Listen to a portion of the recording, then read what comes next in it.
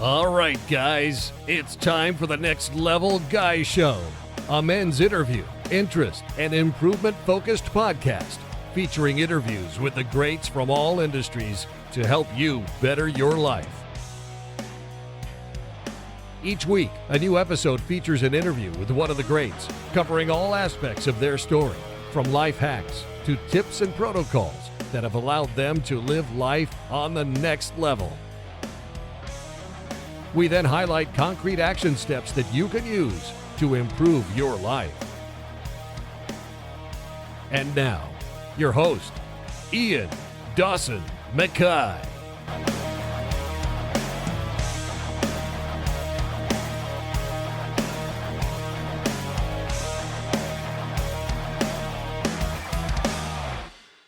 And today's guest is Michele Graglia, who is a model, author, fitness coach, and ultramarathon runner. His book Ultra was published in May 2017.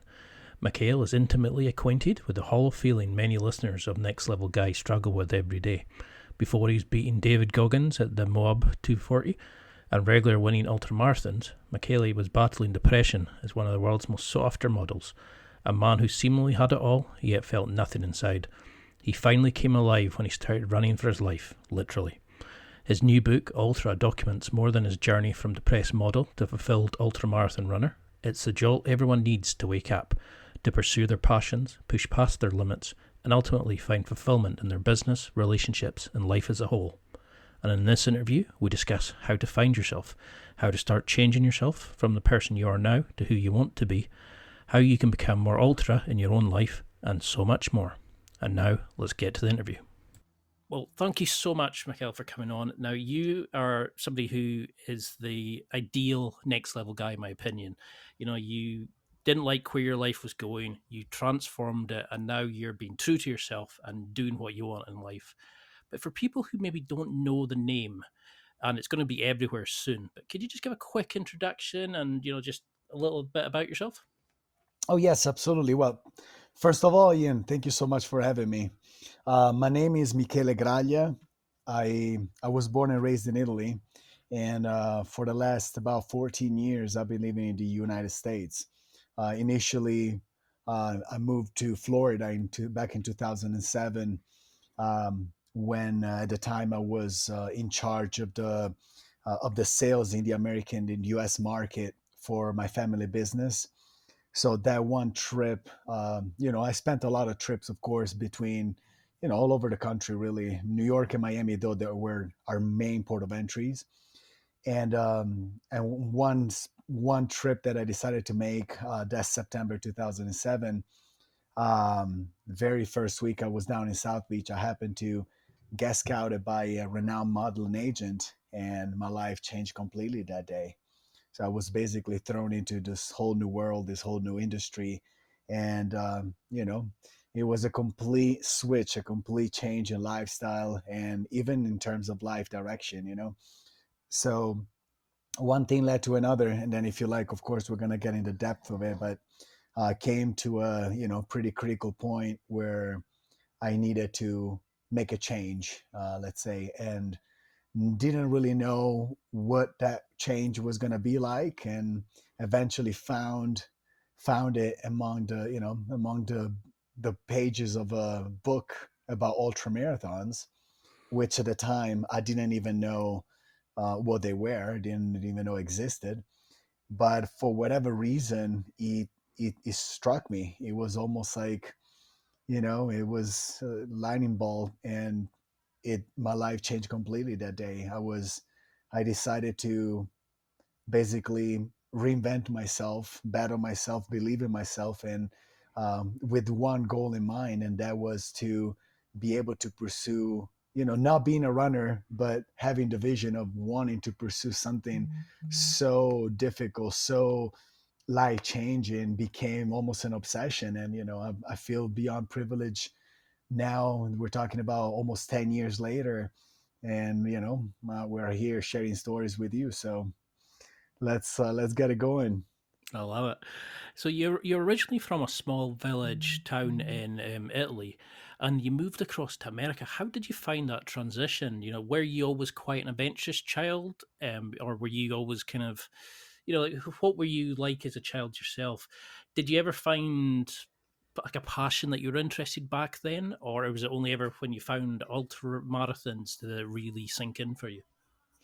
Well, definitely have always been very outdoorsy person, very sporty person, and that's probably thanks to the family. You know, we were raised right in the Italian Riviera with the Mediterranean Sea right there and the Alps right behind. So, we were privileged enough to be able to spend our winters skiing the Alps and in the summers hiking the Dolomites. So I Very I nice. I would, yeah, absolutely. I was very fortunate, as I say, to be introduced to that type of beautiful environment and nature.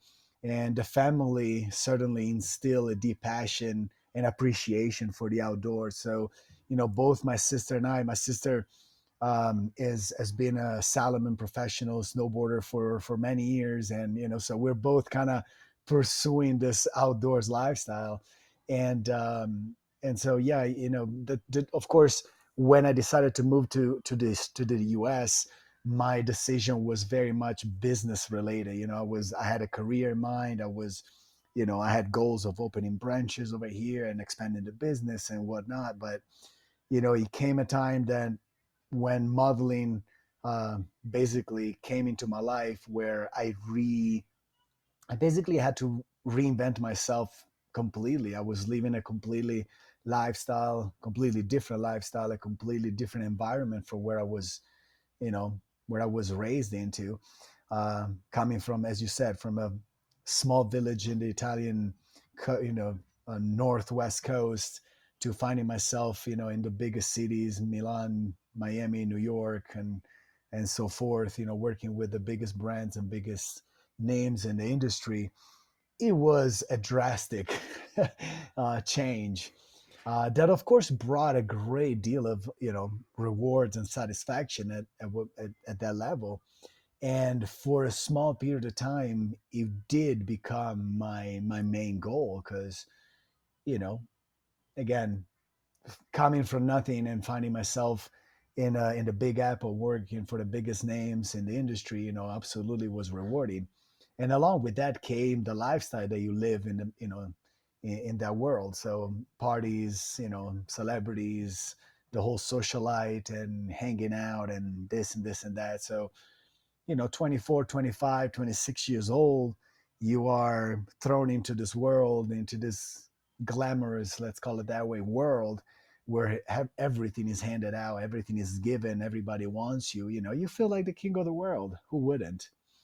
But it came a time where it almost came as a realization that what I was doing wasn't reflecting who I was. I didn't find any purpose in what I was doing. I didn't like who I was becoming, because of course in the process, to hang out in that type of circles, you getting on with that whole sex, drugs, and rock and roll lifestyle, to then find out that that's fun at the beginning, but then it became a drag. It became very soul depleting, very, I, I would say, it was demolishing my whole being. And so I came to this breaking point. I i literally i was literally at the brink of contemplating suicide at some point. And that's a very dark and difficult, you know topic to open up to. Though I think it's necessary to share this type of experience, for the fact that I believe that in a way or another, all of us as humans, as human beings, come to we all have to answer that question at one point in our lives. We all come to face ourselves and explore who we are, what we do, and if it's all worthwhile.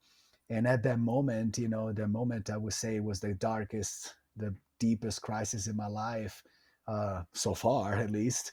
I just couldn't find any purpose in what I was doing, and I I just didn't see any way out. That's what I think the main problem is always, like, not seeing a way out.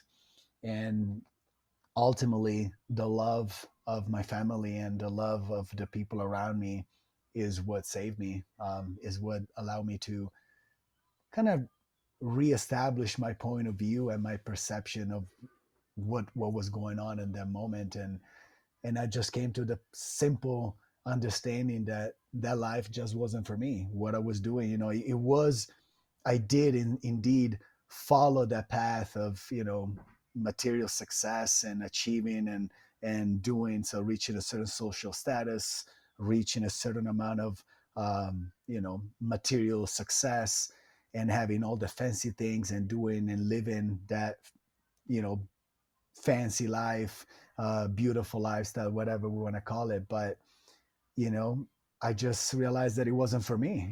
It's not a given. And so that's when I realized that I could change. Not only that I needed to change, but I could make it happen.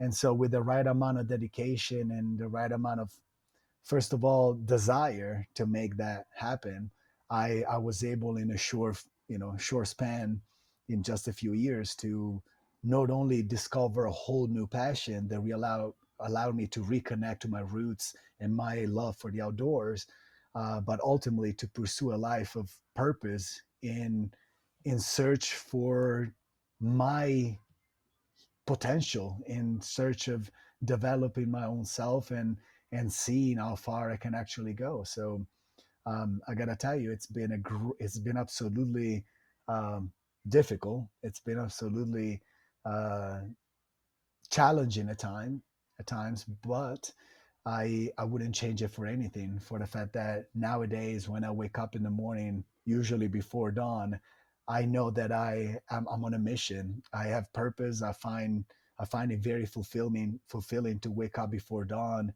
to push my limits a little further and see what I can do. So it's there are no limits, and that's a beautiful starting point to dream big.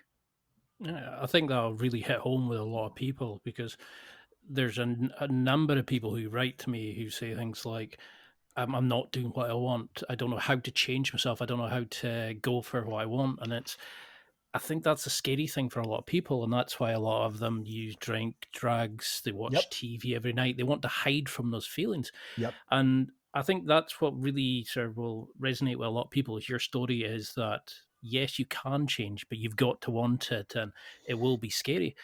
But I mean, you've You talked. deeply have to want it, that's for sure. Well, you talked in the book about a guy that was crying at a party. You know, you've been to one of these lavish lifestyles and parties, and you know the guys who would have like hundreds of pounds on clothes and drinks and all these Right. sorts of things, but they were not happy in themselves. And I think that's, I mean, something I've struggled with is Yeah. not feeling connected. You know, I've sat in a bar with people who I was friends all my life with and thought, what am I doing here? I'm not enjoying this. What, you know, Yeah. and I was wasting every weekend. This is before I started the podcast. But what did that teach you back then about it? Was that the kind of the kindling to start changing your life, to see that people with all the success still weren't happy? That's exactly right. I think that in a way or another, we are programmed from when we're young, from when we're kids, to pursue a certain lifestyle, so, or a certain goal, which is usually towards material success.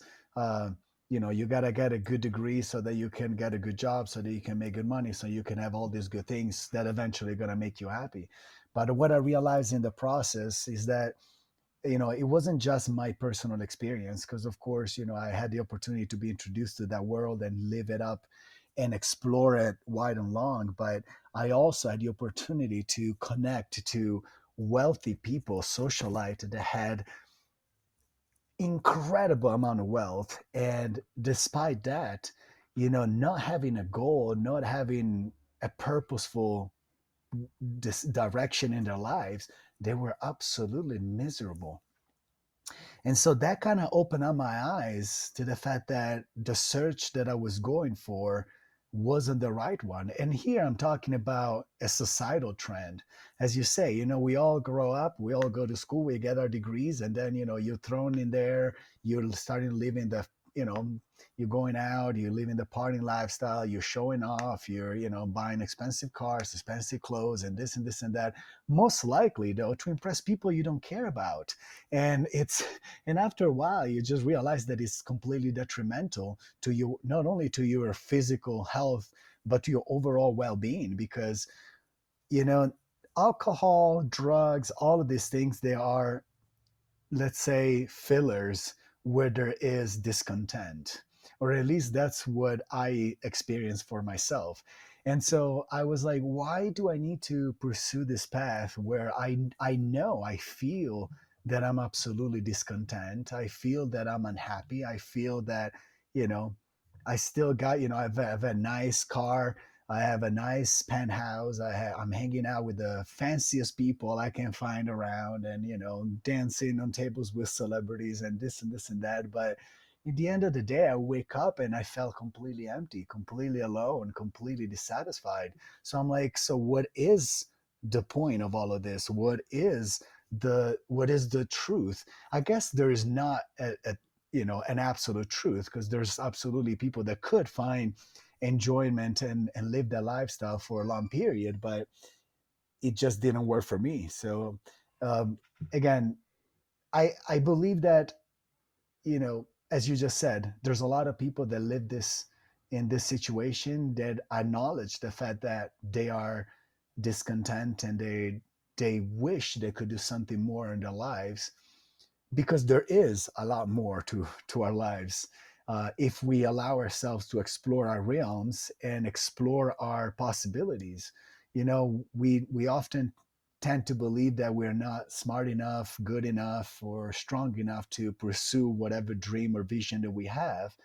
But the trick is to shut down those negative thoughts and begin a journey. You'll never know how far you can go if you don't actually start. So the one thing that I'm, let's say, proud of myself, if you allow me, is that right from the get-go, I was committed. I was completely dedicated to making it happen. I didn't know how, I didn't know when.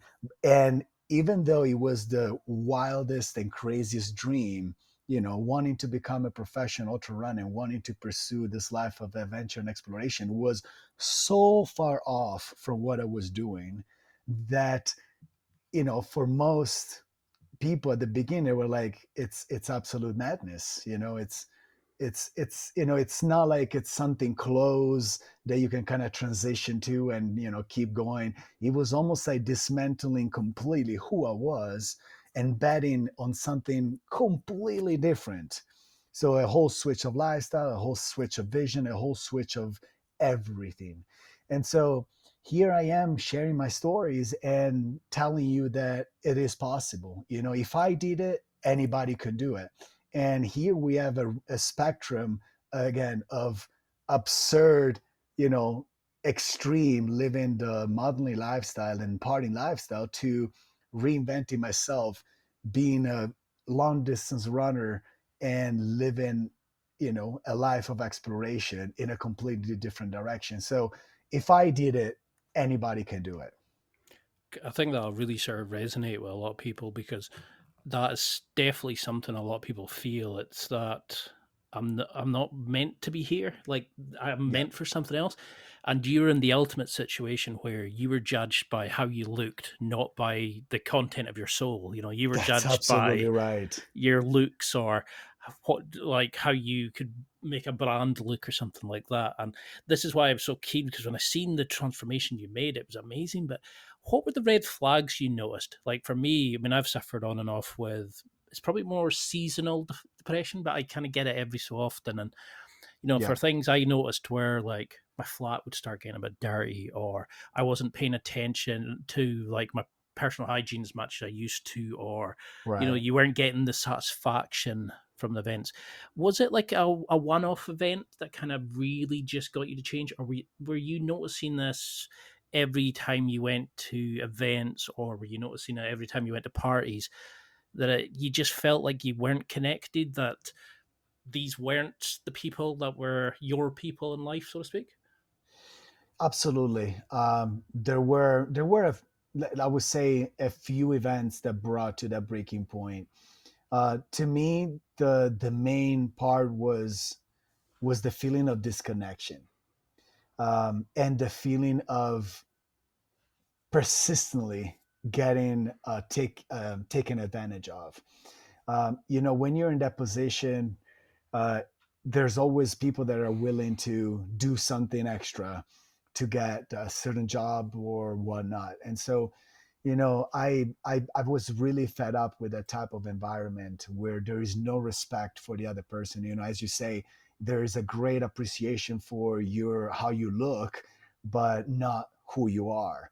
And so, what I realized is that it, you know, living that type of life in search of, everything is external. Let's say, you're looking at everything as how it looks, the how they present themselves, how, the things they have, all of this that's just like, uh, let's say, fillers. As I said before, they're almost like you need these things to make yourself feel important, because that deep inside you are empty. And so I started feeling that way. And I started feeling that great sense of disconnection, because we were living in a golden bubble. Especially at the time here, we're talking about 2008, 2009, 2010, 2011. Those years were massive economical crisis. A lot of businesses were going bankrupt. A lot of people were losing homes. A lot of people were started living on the streets. It was pretty nasty, though we were still out there partying it up like nothing happened, and it didn't even fade us. It was completely, it didn't matter to us. We were part of this circle. We were having a good time, and so who cares about what happens outside, and what happens in the world. And so all of this situation to me kind of collided, uh, specifically one spring night of 2009. I had just moved to New York. I got invited to yet another celebrity field party. And it just, few people came to me, and, one thing led to another. And just quietly, I decided to walk home. And that's when it was a cold spring night. I just, at the crack of dawn, I opened the window of my 15th um, floor apartment overlooking the Statue of Liberty right by Battery Park at the tip of Manhattan. And I just sat outside with my feet dangling. And in that moment, that came the big question: what am I doing? Like, who am I really? And I just understood that everything wasn't working. I just felt a great sense of disconnection outside, and that reflected as a great deal of disconnection inside. So my whole world was shaken that moment. When you contemplate your existence, you have to answer those questions. It's raw, it's painful, it's daunting, it's scary, it's dark, but I think one way or another, we all have to, at some point in our lives, confront our demons. And that's when I did. That's when I did. At the most critical moment, I had to face those questions, because to me, there was either putting an end to it, or coming off of that with a conscious decision of changing what I was doing and who I was. So there wasn't a question of if, maybe, perhaps, so I could. No, it's I must. I have to. So that's, it's almost like change is always scary. We all know that. Change is always frightening, because you are leaving who you were to discover who you're going to be. But just like evolution taught us, it is absolutely necessary. You have to confront that. You have to be willing to face those uncomfortable thoughts and actions that are going to follow, but it is worth your own life. So, when I came off that day off of the windowsill with the love of my family basically saving my life that moment, I was committed. I was fully dedicated to discover what my next chapter was going to be. So as I said, it wasn't just a discontent, or oh, I need to make a change just because or whatever, I don't like what I'm doing. No, it was the most critical moment in my life where I had to pick myself up, literally change my eyes, the way I saw the world, and basically trace it all back to my roots. And it wasn't easy, even at that moment. I knew I had to change. I knew I had to find something. I knew there was an adventure calling, but I wasn't quite sure what that calling was. So the process took over a year to eventually discover ultra running and begin that process. So through all of that, you still have to buckle up and find your strength within. Yeah, I mean that's really similar to how I was feeling a few years back, and it's quite amazing how dark your thoughts can get, when you can't see a way out. Yeah. And it's amazing to have people like you have your family to support you. I had the same with mine, but not everybody has that. And that's why I'll say to people is you have to want to change for yourself, not Yes. just to improve other people. You need to want it deep within yourself, because there'll be plenty of times it's easier to slip back to the comfort zone. But Yep. when you started this change and you got your friends who were saying, come on, let's go to the party, stop being silly, come and Yep. have that night out, how did you learn to deal with that kind of negativity? Because I had to basically cut out a lot of people in my life who they weren't Yep. interested. They don't, if like the bucket of crabs, they all pull each other in rather Yep. than letting themselves escape. Right. How did you learn to deal with people who were maybe scared of the change you were making, because it made them sort of consider who they were as a person? Well, to me, it really didn't matter at that moment, because I realized that you know you need to really analyze the people that are in your lives. And I've done that several times throughout my journey. um, Asking the most important question is, are they a positive influence in my life, or are they negative influence in my life? Because you can encounter a lot of acquaintances, a lot of people that you're having fun with, but ultimately I think the true friendships, the true friends, are the ones that allow you to grow and explore yourself. It doesn't matter what you do. Of course, if you're in that specific environment, it's very unlikely that you're going to find people that will allow you to detach from that world, because you are you are involved in the whole lifestyle. You are soaked in it, and it becomes very difficult to step away, just because, as I said before, it's a societal trend. You want to go to the clubs, you want to have the bottles and tables and fancy, and all, pretty girls around and doing all the things that the TV, movies, videos, all of this stuff tells us we need to pursue. But not everybody wake up at the same time. So when the wake up call, when the alarm ring, you have to open your eyes and get up and make a change for yourself. So to me, it was, of course, a difficult transition, because again, I had to completely dismantle who I was to rediscover who I was becoming. But you know it was somewhat challenging at the beginning, but once I felt that I was reinventing myself and discover a whole new world, a new community, a new group of people that were empowering, that were a positive influence in what I was doing and what I was trying to become, then there was no more second guessing. It was just, you open up, you live in a big room and you're squeezing yourself through a small door. You never know what's on the other side, but most often, you're always growing. And so the room on the other side was way bigger than the one before, and full of people that were a positive influence in that journey ahead. So, you have to trust. there's no answer. There's no one way, one solution fits all. There is, just the experience that you have, and carving it the way that your vision is taking you towards. So what I just realized is that we cannot control anything. We just need to be willing to venture in the unknown, because that's literally what you're doing. As you said before, it could be easy to just fall back and stick to your comfort zone and stick to your false sense of securities. But how long is that going to last? That's just going to bring you back to your miserable self, that eventually is going to collide again in another deep depression or crisis further down the line, because you never ever are willing to confront that thought of reinventing yourself and venturing the unknown. So um, it's almost like I take life as an adventure.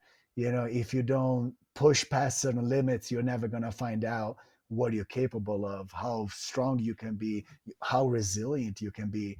Those are all things that you cannot experience sitting on the couch and going to the pub and getting drinks and chatting about soccer with friends. You know what I mean? And here I'm just making an example as an Italian, but and I think a lot of our British people can relate, but you know what I mean?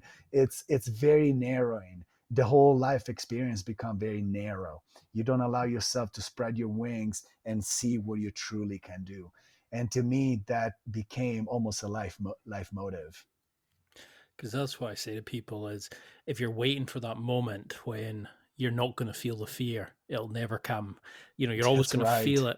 But I've noticed like top performers will actually stop and say, I always feel it, but I learn to actually understand what it's trying to teach me, or I use it as a positive. That's the moment I can switch on my go face and just go for what I want. And Yeah. that's where you need to actually want to make the change, like a true change for yourself. And Yeah. like you said, it's possible to do it. You need to want to do it, then you figure out how to do it. But That's first, you need exactly to. right. You need to move the first steps. Now, you then made the standard career change from world famous top model to ultra marathon runner. That's not usually the way these things go. Could you go into a little Right. bit about that? Like, what was the inspiration for ultramarathons? Because I've seen these amazing videos of you running, and you almost seem to like connect spiritually and physically to the running, to the nature, etc. But what was your Yeah. first run like? How did you get into it? How are the marathons set up? What is it about ultramarathons that was that? Oh, there's something Yeah. to this Right. for you. Why that?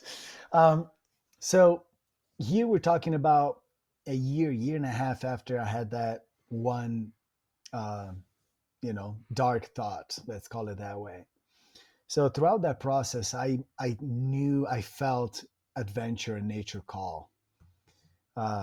There was, a vivid necessity to break out of the cage. The thought was very, very sharp. I mean, I knew I needed to. Especially living in New York at that time, I felt like I was trapped, and my roots, were calling back to, my let's say my soul was trying to find a reconnection to the outside world. And so I started getting, started dipping my nose in a lot of adventures, readings, and, books of all kinds of people climbing big mountains, rowing oceans, swimming big rivers, and this Hmm. and this and that. But none spoke to me. They were all fascinating. Don't get me wrong, but it wasn't like, I want to do that. And until Christmas time 2010, I stumbled upon this book by Dean Karnazes called Ultramarathon Man. And right from the first few pages, I was completely taken. I was like, first of all, I had no idea what ultra marathons were. We all know what marathons are, those 26.2 classic distance of, what in the past was considered a human limitation, the human potential, a true test of, our endurance. And then here I am reading of these people running 4, 5, 6, 7, 8 in a row without stopping. And so that kind of obliterated all the concepts of, perceived limitations that we put on ourselves. And, you know, right from the beginning, first of all, I connected with I very much related to the author. He speaks of his story in this book, coming from a successful businessman working for a famous, for a big Fortune 500 company, having reached, he at 30 years old, he had reached his, all the goals that he set for himself, the material success, the fancy cars, a nice house, and this and that. Yet he found himself to be at his most miserable point. And I was like, oh boy, here's like talking to me. I'm like, coming from a different industry, from a different career, but we came to the same conclusion. And so I was like, well, he was able at 30 years old to pick himself up, reinvent himself, and pursue that life as a career, as not necessarily, to see as a way to make money, rather a way to live life fully. And that's what I was like, wow, this is absolutely fascinating. This guy came from not being a runner, being a rich business guy, to completely drop everything behind and pursue a life dedicated to adventure and exploration of the human potential. So that tingled my appetite even more, because here we're talking about expressing yourself at the highest level. You're not doing anything measuring how hard you can do it. It's not like how fast you can do it. Here we're talking about an absolute concept. Here we're talking about pushing your body beyond all the perceived limitations. See for yourself how far you can go. And in the process, as you say, it almost becomes like a spiritual journey. You are connecting within and developing the inner connection and exploring nature. You create a deeper connection with everything around you that expands well beyond your understanding and consciousness and awareness, and allows you to create almost like a connection with it all as a one. So it really, really, really opened up a whole new horizon, a whole new understanding of my place on this planet. And this became my goal. This became my vision. I was like, if he did it, I can do it too. And so I was committed. It's time for a quick break. There are millions of potential products to buy, so how do you know which ones are worth your hard-earned money? Simple. You go to nextlevelguy.com/affiliates and explore those that will transform and improve your life.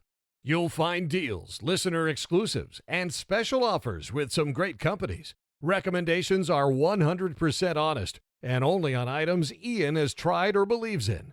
The companies showcased will make you a better man in all areas of your life. Simply go to nextlevelguy.com/affiliates and level up.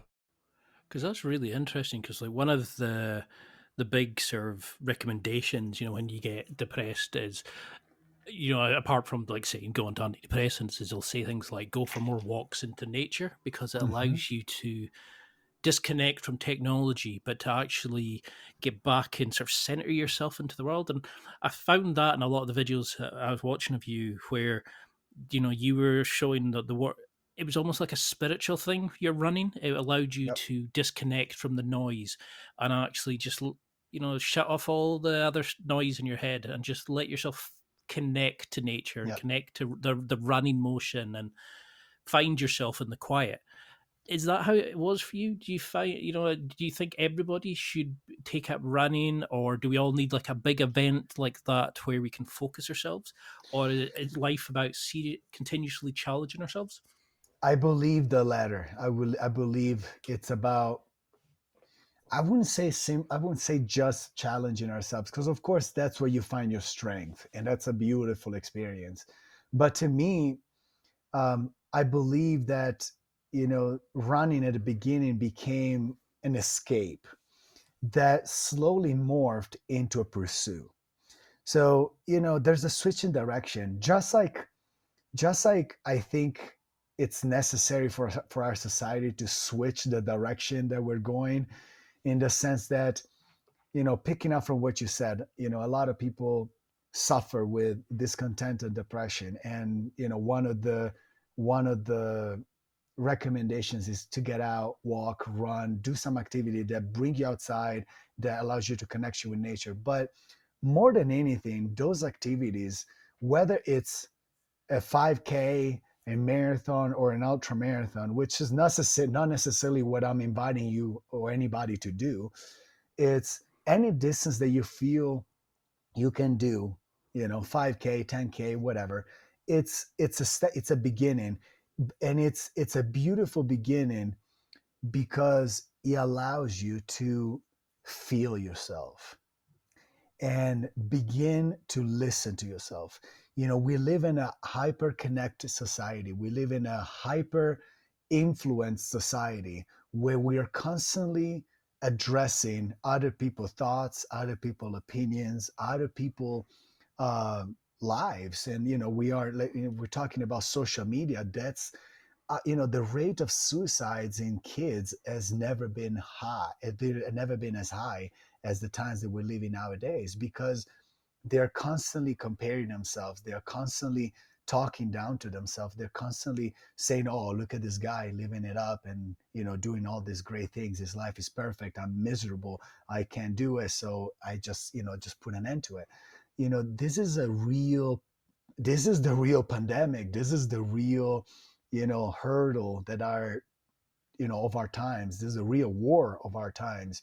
We may not be in the trench fighting and dodging bullets, but here we're fighting a spiritual transition of our existence as a whole. And here is again is because we are constantly, from the moment we wake up to the moment we go to bed, pushing our energy outward. So we're always facing outward problems. We're always dealing with outward influences. We're always trying to please other people, and all of these things, they are to disconnect from the truth of our existence. Are these practices, whether it's walking, running, yoga, anything, allow to switch the direction the other way around? So inward, no longer outward. You're switching the focus inside. And that becomes, at the beginning, you don't know you need it. You don't know what you were missing, because again, that's the way we've been raised. But the moment you start exploring that, the more you start connecting with your breath, the moment you start feeling your heartbeat, the pain in your body, that makes you feel alive. That begins a conversation within that shatters all the physical barriers, the mental barriers, and eventually allow you to tap into the inner self, which is the heart, the spirit, the soul, whatever we want to call it. And that's when the magic happens, because the more you do it, the more you understand it. The more you understand it, the more you practice it. The more you practice it, the more it gives you results. And when you are, I would say, not necessarily experienced, but where you're starting to understand those feelings, then you realize that all the problems, all the influences, all the issues in our lives, they're just like clouds in the sky. They're just like thoughts. They come, they go, but that doesn't mean anything, because if you're solid inside, what happens outside doesn't really matter. I love that, because it's something I always say to people. It's like, there's so much noise and there's so many options to find stuff, but decide who you want to be. Then go and find a book on the people who you'd like to be like. Yeah. Don't try to be them. Don't, because you can never go back to Right. like 14 years old and start working out like Arnold Schwarzenegger or whatever. Right. But you can take the, like the habits that they suggest, and then go and utilize them in your life to kind of build towards what you want to achieve. Yep. How do you? I mean, your first big event was like 100 miles you ran. You've run worldwide. You've gone from some of the hottest places to some of the coldest places. You've beaten like some of the top competitors in the world. How do you start training yourself? Not just like not like a training plan as much, but like, how do you convince yourself that physically, mentally, you can do these amazing achievements that you've made? Well, like we said before, you gotta any journey begins with the first step. Doesn't matter how big, how long, or how wide it's gonna be. So to me, it was just a matter of realizing that that's, for whatever reason, there was a calling. I felt that need to answer that calling. And so I didn't know how, I didn't know where, I didn't know who I could reach out to start this, but I simply bought a pair of shoes and I started running laps in Central Park. So that was the beginning for me. And then, of course, the more you are exploring yourself, your realm, your networks, then you have to put in the work. There's no substitute. You have to dedicate yourself. And that's why I'm saying you have to commit wholeheartedly to whichever craft you want to do, you want to do in your life. It doesn't matter what it is, whether it's physical, whether it's a business, whether it's relationship, anything worthwhile is going to require a great amount of dedication to make it work. And so I started off, I had no friends or nobody I knew in the marathon world. I didn't know any ultra runners. So I started where, the easiest place I could, the internet. I started doing ton and ton of research. I started reading books. I started watching documentaries. I started checking out articles, blogs, whatever I could find, I put my hands on. And slowly, I started to drift towards this. I started lining up the sources that I could pick from, that I could draw inspiration and knowledge from. And so, that way I started, first of all, I had to have a goal. So, my biggest goal, of course, has always been in this past year, has always been to establish myself so that I could pursue this as a profession, so that it could be my life. But that's a faraway goal. You have to set intermediate goals. And the first intermediate goal was, of course, to sign up for a race and see what I could actually do. Because, you want to be an astronaut, but first you got to learn how to to fly a plane. Then eventually, you build your resume, you build your knowledge, you build your things and grow from there. But for me, it was signing up to the first race. And as you said, I knew, running was just a mean. I definitely love running, but to me, the true fascination lied into the concept of ultra, going beyond. So ultra running, going beyond the running, go beyond the physical to find out what happens after that breaking point, after the limit. And so I signed up to my first 100-miler, to first race, which was less than 5 months away. Which again, most considered complete madness, complete reckless approach. I was thinking that. But it completely made sense to me. Again, I don't know why.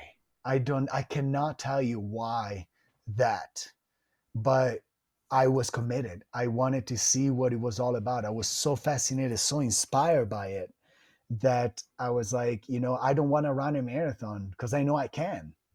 I want to run a 100-miler because I don't know if I can. And that tickled my thirst for adventure. That tickled my thirst for exploration. Here, we're no longer talking as outward exploration. We live in a time where all the land have been explored, all the seas have been crossed, all the islands have been found, all the big mountains have been tagged. Here, we're talking about self-exploration. Here we're talking about the exploration of the human potential. So that's what drove my decision to just challenge myself and see what I can do and if I could do that. So I towed the line with a handheld in my hand, with a pair of short shorts and no shirt. I towed the line. I was like, let's rock this. So no knowing what I was facing, what I was up against. And, I trained all winter in New York. That race was down in the Keys, called the Keys 100. Keys are a set of islands south of, like in the bottom of Florida, going from basically south of Miami all the way down to Key West, which is the southernmost point in the country, in the middle of May. So terrific conditions. We're talking about 100 plus degrees, which compares to about 35, 40 degrees Celsius and 100% humidity.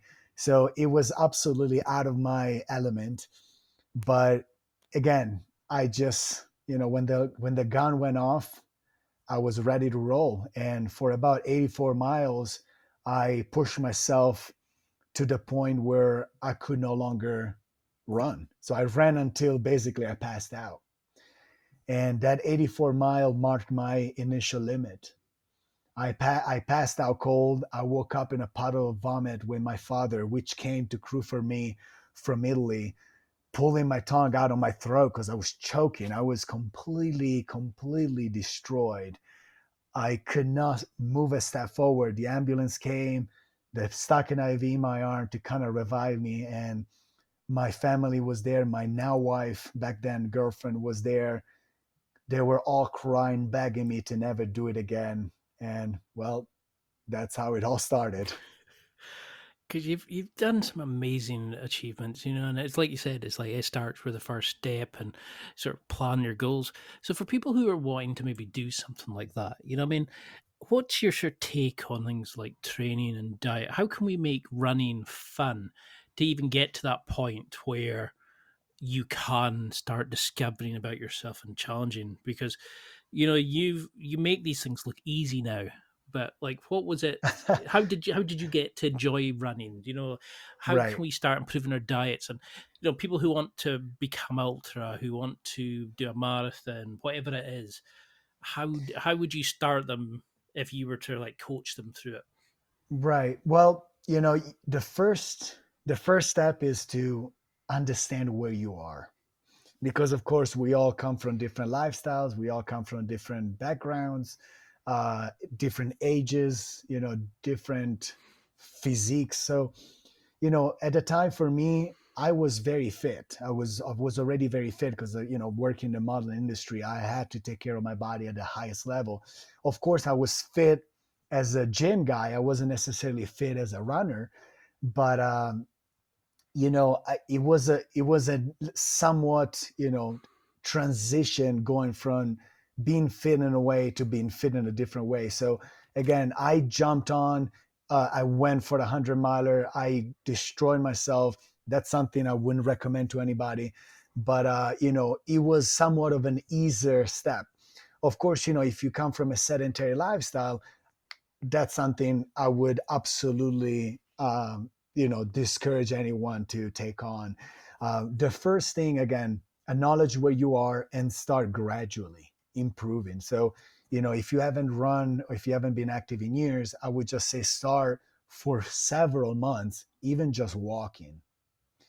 For 2 3 months or more, just go out and walk at a fast clip, begin feeling yourself, begin dropping some weight, begin getting a little fitter. And that will allow you not only to break into that in a very comfortable and easy way, but also in a very sustainable way. Because the problem with a lot of people that begin, I speak of this as experience because I've been a running coach in the past few years, and there was like a very common trait. People that have been fit in the past and that not necessarily, they were no longer fit, they would just take on running. They'll be like, oh, I used to run this much. I used to play tennis. I used to play soccer. I used to do this. I used to do that. And I'm like, yes, you used to, but no longer do. So you have to Hmm. be very, very gentle with yourself. Um, the main problem is muscles react and get in shape much faster than your structure. And here we're talking about the skeleton, the tendons, the ligaments, the all the micro tissue to hold our body together. So it's a very common problem when you see people starting to run. They begin week 2 3 4, and then they get injured. And the common result is people saying, oh, running is not for me. No, you just did it wrong. Running is for everybody. That's who we are as humans. We evolved thanks to running. So running is not for me is like a bird saying flying is not for me. It's just gibberish. Running is for everybody. You just need to readapt your body to the pounding and the consistent effort that you put it under. So grow gradually. That's a one major recommendation. Start from where you are, and over the period of weeks, months, or even years, readapt yourself to that type of strain so that you can pursue yourself at the highest level. Because once you start, the process never ends. Because this seems to sort of tie in brilliantly with the sort of mental toughness, the resilience, which seems to Yes. be one of your key sort of armors of why you've been so successful. Because you just seem to kind of you connect with the run and yourself, and you've talked about focusing and always giving your best, and you're not caring what other people are doing, you're just focusing solely on what you're doing and wanting to push yourself to what you're capable of. Do you think that's why you've been so successful, that you've never kind of competed with Goggins and all these other sort of people? You've only focused on becoming the best version of yourself that's possible? That's absolutely right. I use the same mindset that we shared before, just like the noise of outside doesn't allow you to listen to yourself, disconnects you within. The same way goes with racing and competitions and running these ultra events. The competition is just noise. If I focus too much on it, I cannot focus on myself, and that's when things start going south. That's where things start going wrong. The problem is that once you are focusing on what happens outside, you're not taking care of yourself in the way that you should.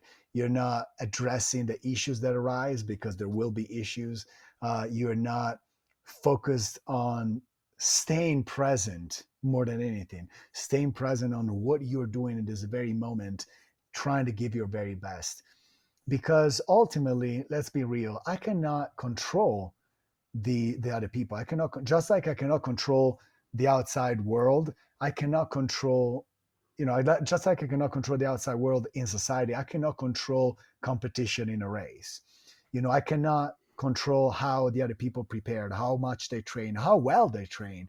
I cannot control how they're going to perform during the day, that specific day. So all I can control is is this very moment, giving it my all, giving it my best. Because ultimately, the sum of all those moments, of each of those steps, will allow me to reach that finish line.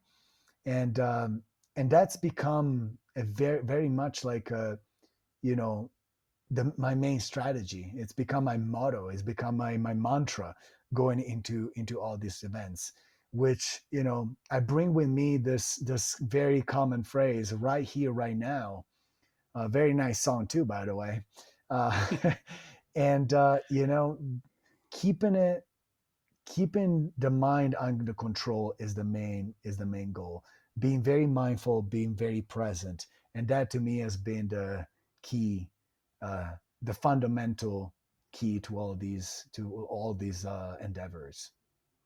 Because something I was amazed at was like your physical strength, but also your mental strength. You were running like hundreds of miles, but you were coming up with like you tweaked a muscle coming down a couple of stones, or you were running on sand dunes in extreme heat, so you were dehydrated. You've talked Yeah. about hallucinating during races. You've barely managed to get a power nap on the side of a road and not stopped for like a couple of days. How do you train that part of your brain that just says we're not giving up? Yes, it's easy to just, put my hand up and say nope, not doing this anymore. Yeah. How do you deal with that niggling injuries? How do you deal with, when your body's screaming to stop? It's saying you've pushed me to the limit. How do you find that extra 10%? Or, they always say like when you feel like that, you're only like 40% done. You've still Right. got plenty more. How do you tap into that? Because you just seem to go an extra gear when you want, you level up when everybody else seems to be struggling. It's really about quieting the mind. We often speak about mental fortitude, mental toughness. We always stress the power of the mind, but the mind is just a tool. There's a great saying that I often share: the mind is a great servant, but a terrible master. Mhm. The terrible master is the fact that um, if you allow the mind to make decisions, it will always take the easy way out. That's a evolutionary trait, um, of our brain. So, when the going gets tough, I tend to release all the resistance. So I tend to accept the pain as part of the process. I know that I signed up for this. I put myself through this. The biggest question that you always have to answer is the why. So here I work on transcending the resistance of the mind, and I tap into something deeper. That's again, it kind of circles back to what we're talking at the beginning, where ultramarathons become a spiritual journey. Once I tap into, once I break the physical barriers, we're all going to break through the physical barriers, and we're going to come to a point of resistance. And that's the resistance of the mind. So you don't have, you shouldn't, or at least that's what I do, use or fight the mind. Rather, you should transcend it. So you're simply accepting the pain. You're simply accepting the fact that that's what you're doing, as part of your experience, as part of that journey, and tap into something greater, something deeper. Here we're talking about, again, the heart, the spirit, the soul. So what is the why that fires you up? What is the reason why you're here doing this?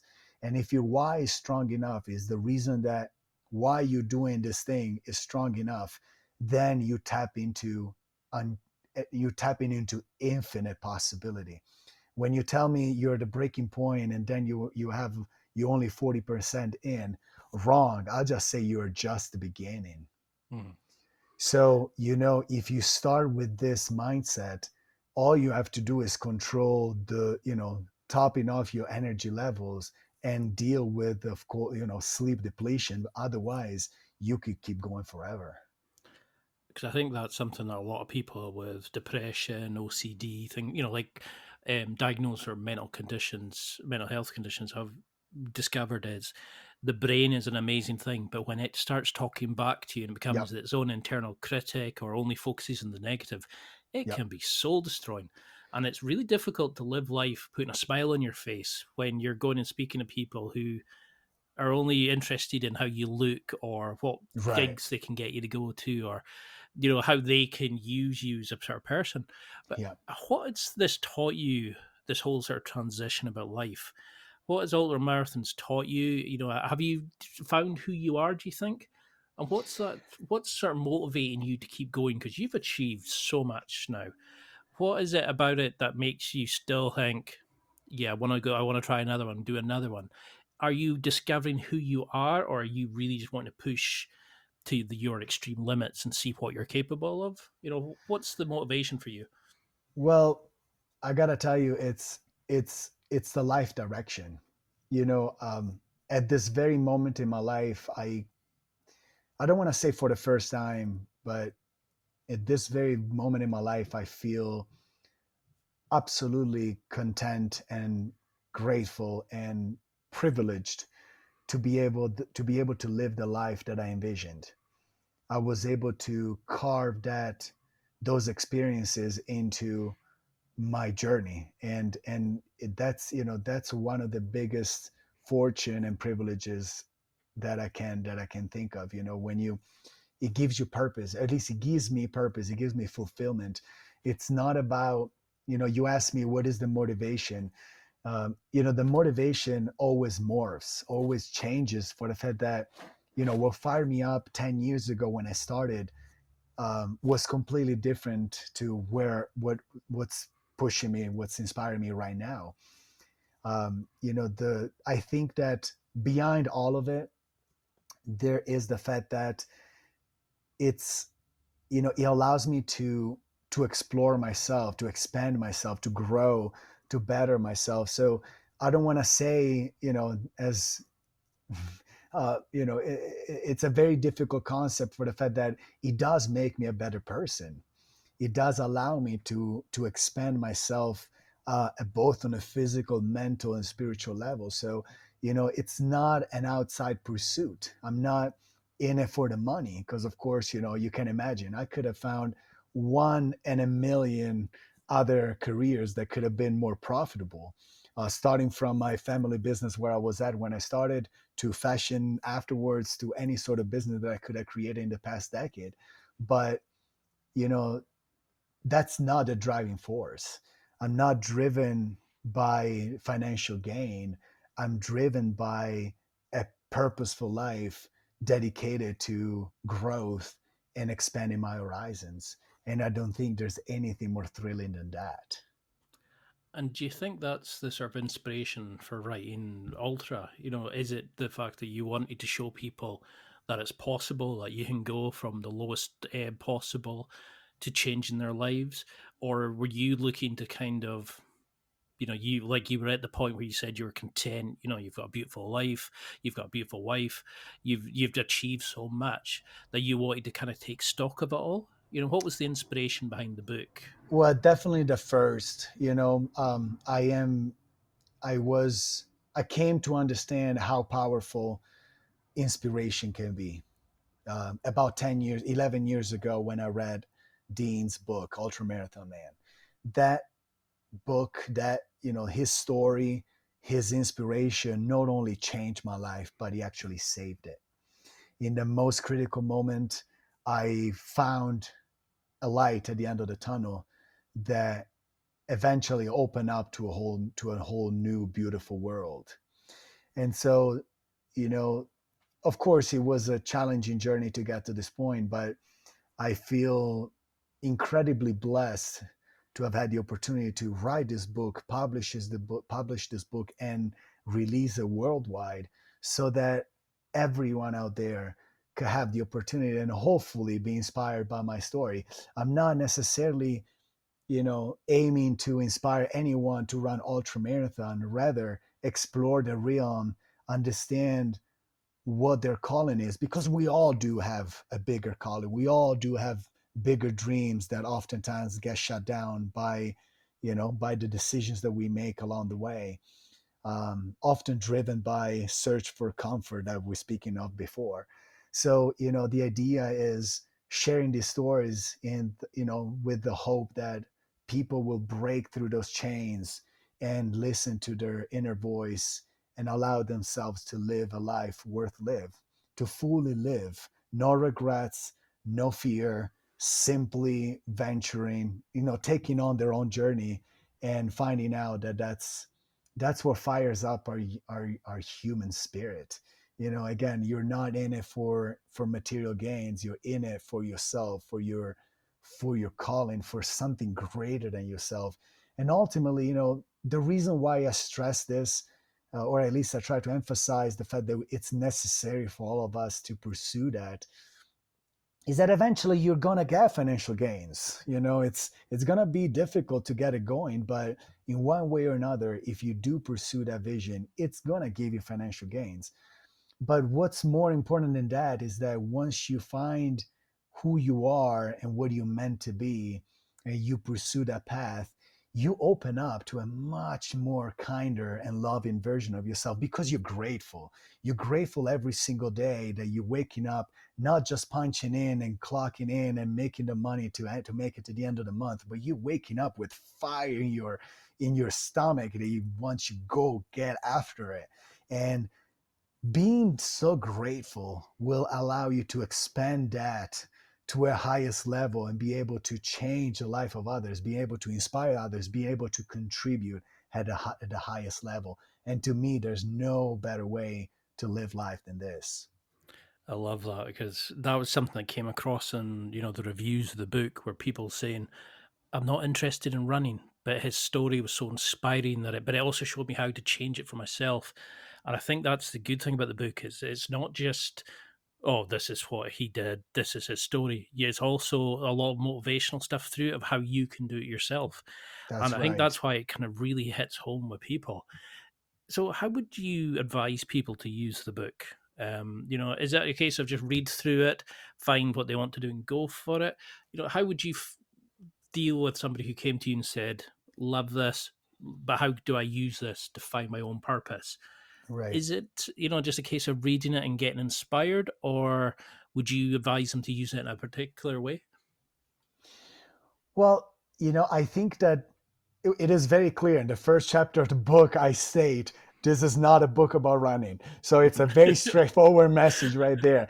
Running, ultra running in the specific is a tool. It's a means for me to achieve something greater. And so the lessons that we share through, of course, racing and running and adventures are just uh, the means to share a bigger message. So as I said before, I'm not trying to inspire anyone to run ultra marathons. Far from that. But take those lessons and apply it to yourself, because there are some fundamental lessons that you can transcend, that you can use and transcend the sport, the discipline, and apply to any endeavor in life, whether it's career, personal, relationship, sports, whatever it is. The broader message is the one that you have to break those barriers, because all the limitations that we give ourselves are just perceived limitations that we set for ourselves. Those are not the absolute truth. We are all capable of extraordinary things. All you have to do is believe that you can. And if you do, you will. And have you ever spoken to Dean? Have you ever told him about the impact his book had on you? And did the book, while you were writing your own book, did it ever kind of help you come to peace with a regret you had from the past, or make sense of something? Was it kind of counseling yourself in a way by writing it out and seeing it from years later and understanding what might have happened you were going through at that time? Absolutely. I mean, writing this book has been like a big shrink session, it's been like psychological, getting into the depth of my psyche and kind of addressing a lot of those, darker times in my life. And, just a few years ago, I was able to connect with Dean, the guy that inspired me from the very beginning, and thank him personally. The very first message I've got from him actually came in a very incredible way, out of the blue, great surprise, when I won Badwater in 2018. The day after, I wake up and there's a beautiful email from him congratulating and saying, um, a great deal of words that meant the world to me. Eventually I connected with the guy and I was able to thank him and, show him my gratitude for changing my life completely and showing me a way, showing me a whole new direction that, again, saved my life completely. I, the great thing about this story is the fact that it came exactly just about 7 years after I read his book and got inspired to run to take on these challenges, and in specific Badwater. He writes in his book about many big events like Western States and this and that, but the one that he speaks about of Badwater was the one that captivated me the most. It was about this, the formidable distance, 135 miles, 200, almost 220 kilometers.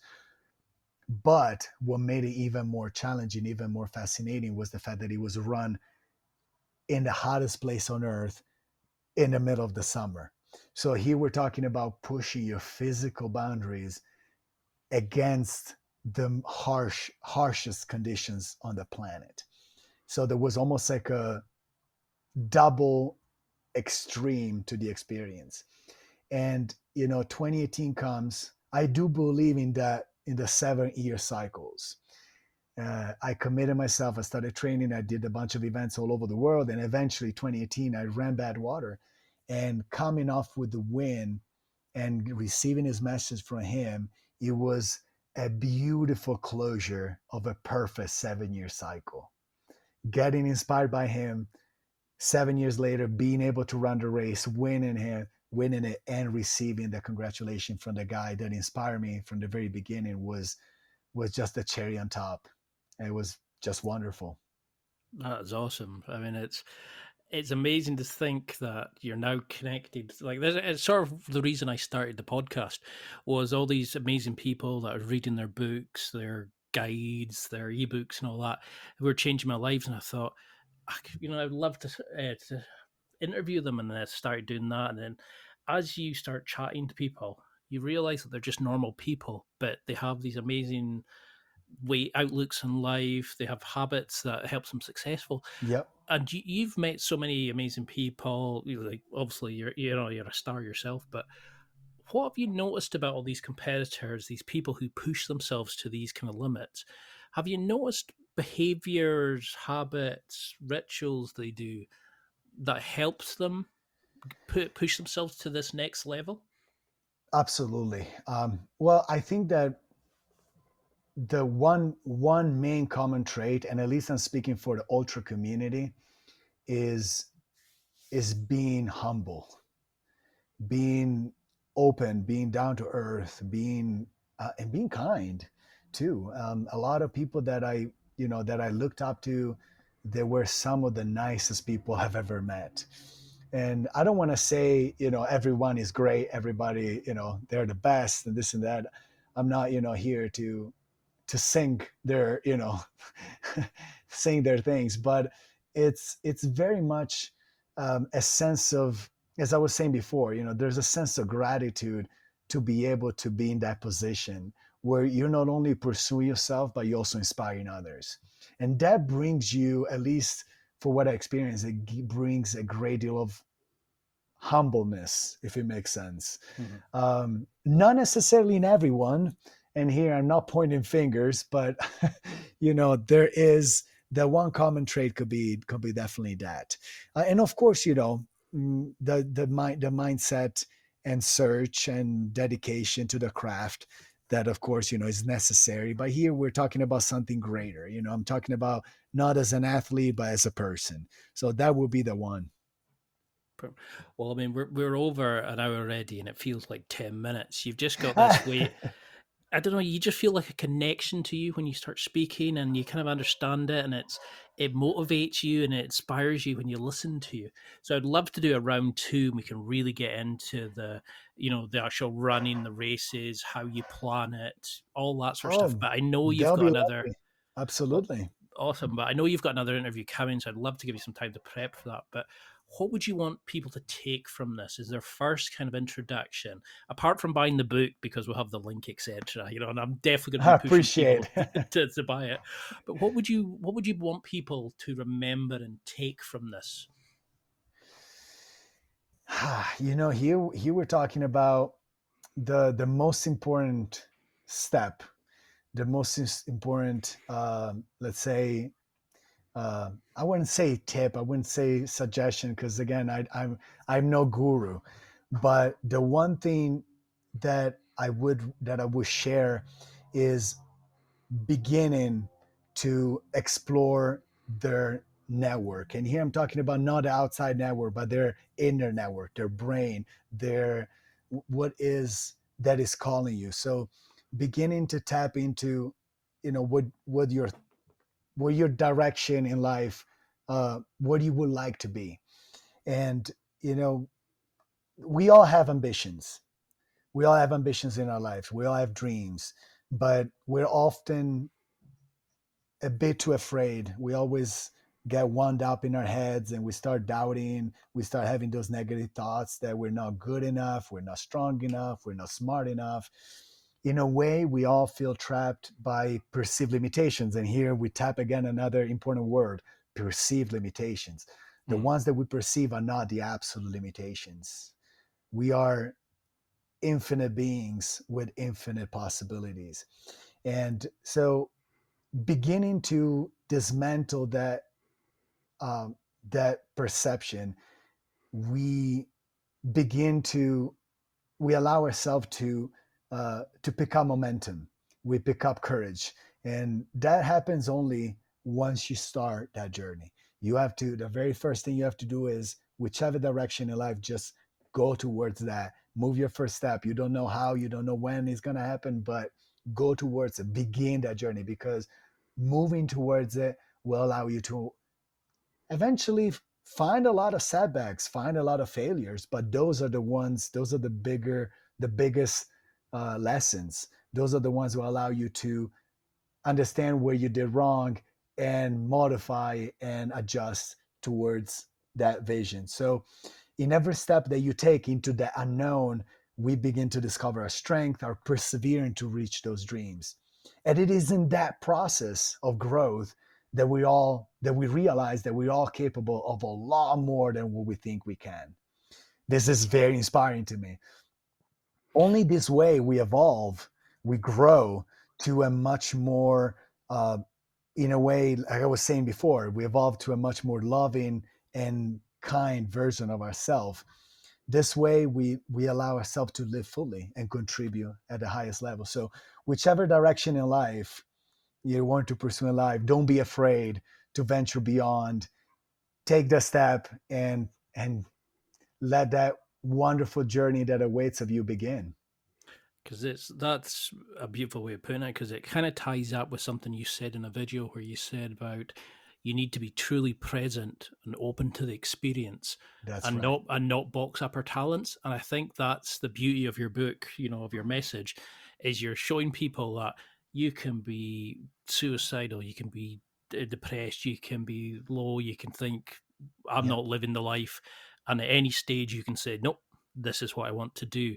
You may have to go it alone, but it is possible. You can figure out the how. You just need to have the why. You need to have that true desire to change, and it's possible. But I mean, until I can get you back on and we can do a round 2 and really go into this, can you tell people how they can find you, how they can connect with you, where we can get the book, where we can, I don't know, maybe you're having any sort of speaking events, those sorts of things, because I know you're going to get some massive fans from this, but how can we keep in touch with you and what you're doing? Well, thank you so much. Yeah, of course. Well, I'm pretty active on Instagram out of all the other social platforms. My handle on Instagram is at Mickey, Mickey, and then my last name, Graglia, Graglia. You can also check out my website, michelegraglia.com. And the book, can be accessed directly from my website, or you can just search it on Amazon, and that will be able, you'll be able to get it basically worldwide. So anywhere you are, they'll be able to get it to you. And, as of right now, I shut down all the speaking engagements and personal appearance meetings, let's say that way, just because I'm entering my focus racing season.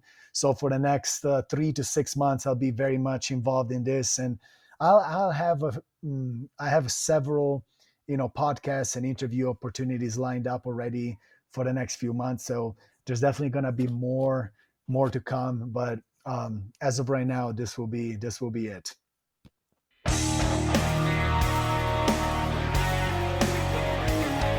Well, that's it for another week. And thank you for listening. It's now time to take what you've learned and use it to develop and enhance your life with the key points mentioned. Listen, try it, embrace it, use it, and crush it. Now's your time to hit that next level in your life. If you liked this episode, then please leave a comment on the show notes or a review of the show on your podcast platform. Everything helps evolve the show. Until next week, keep seeking the next level in your life.